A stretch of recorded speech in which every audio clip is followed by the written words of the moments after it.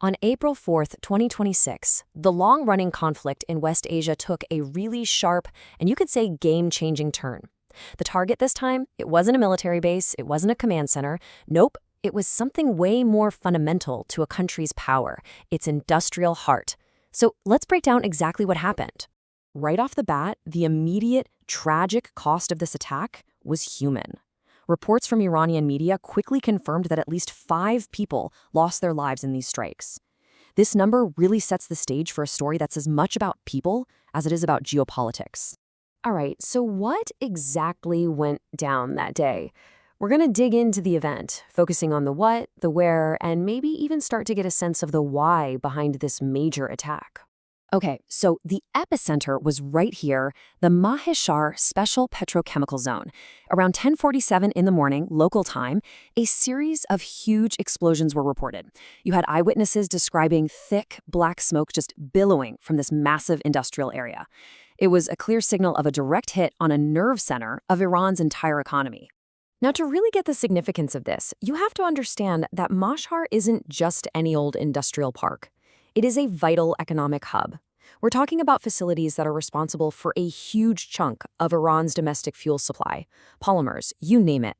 An attack here isn't just an attack on a building, it's like a punch straight to the country's economic engine. And this wasn't a single isolated incident, not at all. The attack was coordinated, it was widespread across the entire zone. Reports from Iranian state-linked agencies confirmed hits on at least 5 major facilities, including places like Fajr, Rejal, and Amir-Kabir. This just shows you the scale and the precision of the whole operation. So now that we have a sense of what happened, let's look at the immediate aftermath. The staggering cost, both in human lives and in economic stability. You know, behind all the strategic headlines, there are real-world human consequences.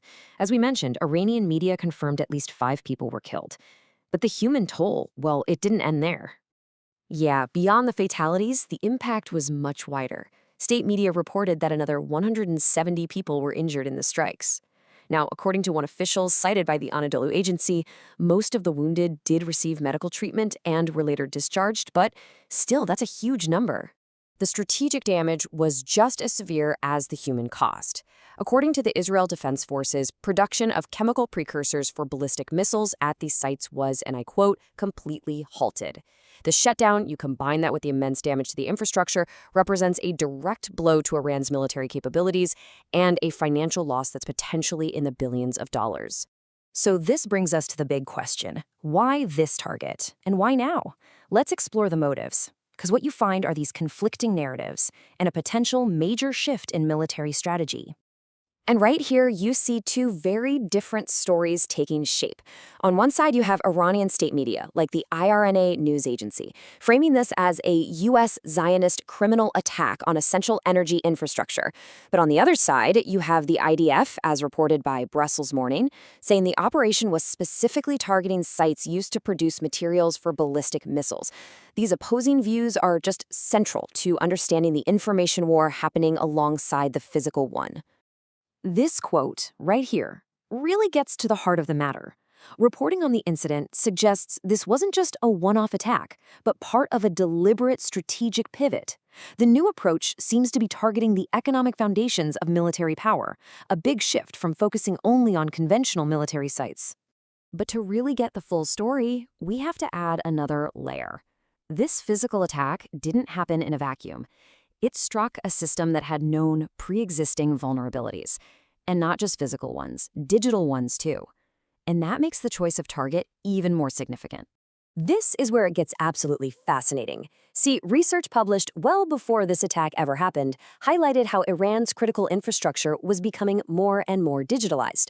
As this quote from an academic journal points out, these systems rely heavily on what are called industrial control systems, or ICS, that basically connects them to the digital world and all of its risks. And that very same research laid out some specific and pretty alarming weaknesses. We're talking about things like legacy systems using outdated security, unpatched software just full of holes for attackers, and weak access controls. Think of it like a bank with old locks and windows that don't quite shut all the way. These weren't just theoretical problems. They were known exploitable entry points that could have been used to gather intelligence for a physical strike, making this infrastructure a very tempting target. Okay, so what does an attack on a petrochemical plant in Iran mean for the rest of us? Let's zoom out and look at the bigger picture and what this event might be telling us about the future of conflict. What this attack really signals is a blurring of the lines. It suggests a future where the factories, the power grids, the supply chains that keep a modern country running are no longer just accidental collateral damage. They've become primary targets themselves, and that is a fundamental change in how wars could be fought. And that leaves us with a pretty provocative final question. If military strategy is expanding to include economic and industrial warfare, what does that mean for global security? Are the power plants, the ports, and the pipelines that keep our world running, are they now considered the front lines of future conflicts? It's something we all really need to be thinking about.